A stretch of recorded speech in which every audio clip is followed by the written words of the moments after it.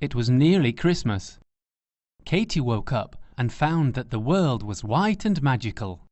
Snow! She shouted. Snow for Christmas! She ran outside and danced in the snow. Her brother Eddie came out too. They made a big round snowball and a small one. They put them together and made a huge snowman. "Hello," he said. "It's Christmas. Would you like a present?" Yes, please, they said. The snowman waved his arms. Silver crystal snowflakes filled the sky.